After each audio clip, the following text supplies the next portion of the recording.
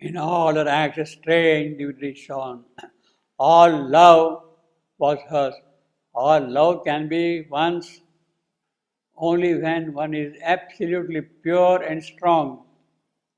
That is the first condition. And it's one heavenly cord. So one bit of it is enough to bind everybody all around. You see, is one heavenly cord, bound all to all with her as golden tie. That is the oneness Savitri has already. In fact, towards the end, Savitri says also, no? 158.24. 158.24. You got it?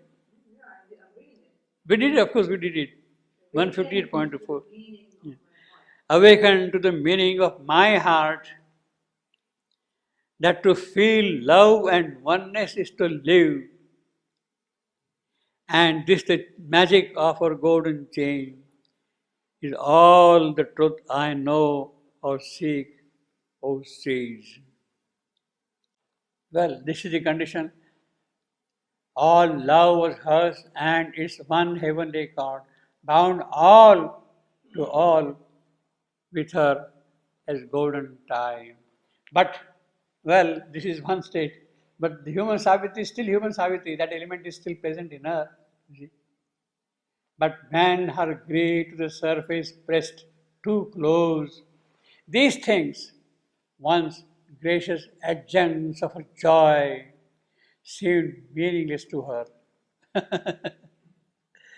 A gleaming shell or were a round, mechanical and void. They had no content at all. They were like shell. Her body's actions shared not by her will. Always behind a strange and divided life. So see how the poet is describing with full intensity the conflict which is going on in Savitri. Always behind his strange, divided life, her spirit, like a sea of living fire, possessed her lover, and to his body clung one locked embrace to guard his threatened mate. She would like to protect him in that embrace, one locked embrace to guard his threatened mate.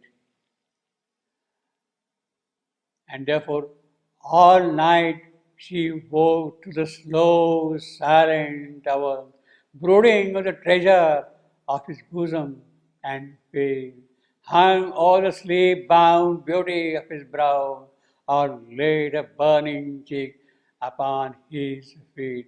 So she is pressing her cheek on his feet. Sleep-bound beauty of his brow. She is looking at him. He is asleep.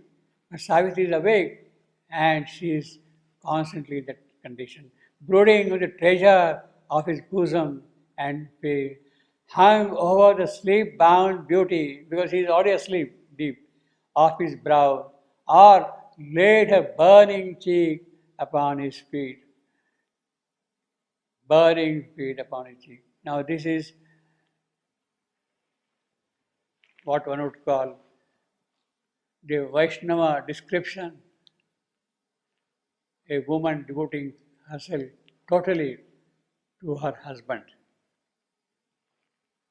Vishnu, he is present as Vishnu, and she is offering herself totally to Vishnu. Radha and Krishna, that is that love, burning, later burning. So this is a kind of Vaishnavite picture of intense relationship of the husband and the wife as divine partners of each other. She surrenders herself totally to him. And it is in that surrender she gets all the joys, all the fulfillments of her life are in that. Because she would get everything, whatever she wants from him that way. Or laid a burning cheek. So this is a typical Vaishnavite picture.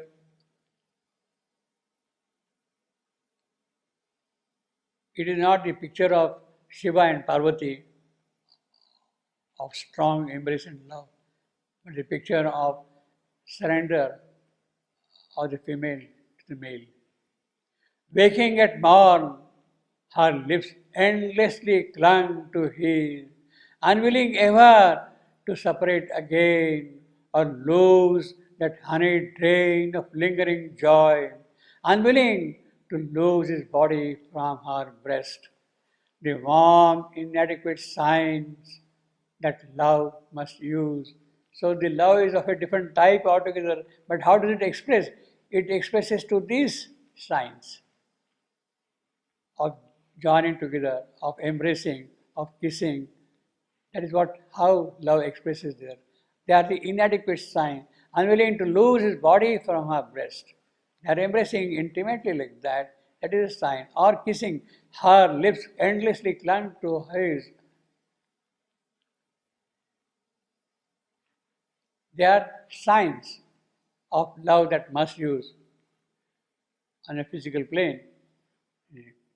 Intolerant to the poverty of time, her passion catching at the fugitive hour. The hours are flying very rapidly. Her passion catching at the fugitive hour. Will the expense of centuries in one day what she would get for a century? She wants all that thing in one day because the time is short, so short. Of prodigal love and the surf of ecstasy. Or else she strove even in mortal time to build a little room for timelessness. In mortal time to build a room of timelessness. In other words, the moment of their union, of their joyous coming together, is so bright, so beautiful, so living that it becomes timeless. It has lost the sense of time totally of their union, of their coming together. Strive even in mortal time to build a little room for timelessness. That is what happens here. By the deep union of two human lives, her soul secluded, shut into his soul. After all was given, she demanded still. All was given to her by Satyavan, whatever she wanted. Even by his strong embrace, unsatisfied, she longed to cry, O tender Satyavan, O lover of my soul, give more of love, while yet thou canst to her the lovest. Of course, she is speaking to herself. She is not speaking aloud to Satyavan. She is speaking to herself. Satyavan, tomorrow you will not be there. Pour yourself fully, more and more of yourself into me. Cried tender Satyavan. So, in spite of his strong embrace, she feels that it is a tender embrace. Tender Satyavan. Of lover of my soul, O lover of my soul, give more of love, while yet thou canst. To her thou lovest. Imprint thyself for every nerve to keep that thrills to thee the message of my heart. For soon we part, and who shall know how long before the great wheel in its bounces round restore us to each other and our love. Yes, tomorrow will not be there. Maybe in the cycles of time, in another birth, we'll come together. How long, how it will happen, I don't know. Before the great wheel, cycle chakra, Kala chakra, it bounces round the cycle of birth and death in that process. Restore us to each other and our love. She is so passionate. She is not speaking, but she is expressing it to herself. Well, this is what Savitri would speak according to the poet. She is not uttering, but he knows that this is what she means by all her actions and movements. Too well she loved to speak a faithful word. She does not want Satyavan to know what is going to happen tomorrow. She does not want at all. and lay her burden on his happy head. She pressed the outsurging grief back to her breast, to dwell within, silent, unhelped, alone. Unhelped because for two reasons. She does not want to torture Satyavan by that foreknowledge, to bring grief to him. Let him die if he has to die very quietly, very peacefully, happily, as if nothing was happening. So while he is living, let him live happily. She pressed the outsurging grief back into her brain, to dwell within, silent, unhelped, alone. Nobody is there to help her alone. Nobody can. Neither men around nor gods above. She is alone. But Savitri's condition is such that sometimes Satyavan feels something is disturbing Savitri. You see. But Satyavan sometimes half understood or felt at least with the uncertain answer of her thought-blinded heart, the unuttered need, the unplumbed abyss of her deep, passionate want. Satyavan got kind of a hint, suggestion.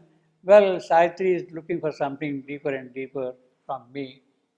He has no full knowledge at all what is troubling her, but he knows that there is something which Savitri is demanding from me.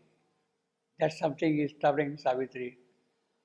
All of his, with that still that vague feeling which he has, what he is doing? He tries to give as much time as possible to Savitri, to be with her as long as possible. All of his fleeting days that he could spare from labor in the forest. What is labor in the forest? Hewing wood and hunting food in the wide sylvan glades, and service to his father's sightless life. He gave to her and helped to increase the hours by the nearness of his presence and his clasp, and lavish softness of heart-seeking words, and the close beating felt of heart on heart.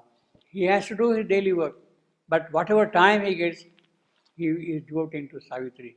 He is considerate about her. All of his speeding days that he could spare from labor, etc., he gave to her and helped to increase the hours by his nearness to her. He has no idea what she is demanding, but he is trying to be with her. He has got some little feeling, some kind of a suggestion of what is troubling Savitri, but he is not fully aware of it. All so Satyavan is giving something to Savitri, but all was too little for her bottomless need. What Savitri is demanding something full Satyavan. He has to do his daily work, he has to attend to his parents, he has to do all his household work and all that kind of a thing. And whatever he could spare for her, that is too small, too little. You see. She wants all the 24 hours for her, which he cannot. You see. In his presence, she forgot a while. Grief filled his absence with his aching touch. When he is away from her, gone for work, then she is full of grief. And that grief is aching her breast. She saw the desert of her coming days, all lifeless expanses of time, they are stretching in front of her. Desert of her coming days. Imagine every solitary hour. Solitary, Satyavan is not there with her. So that hour, what is she seeing? She sees the endless spans of time like a desert spread without life, without love, without activity. Although with a vain imaginary bliss, vain. Because it is imaginary, therefore it is vain. Bliss of fiery union. What Savitri is considering is to be one with Satyavan by burning herself on the pyre after his death. Satyavan, burning body will be there, she would go and jump into that fire. Sati.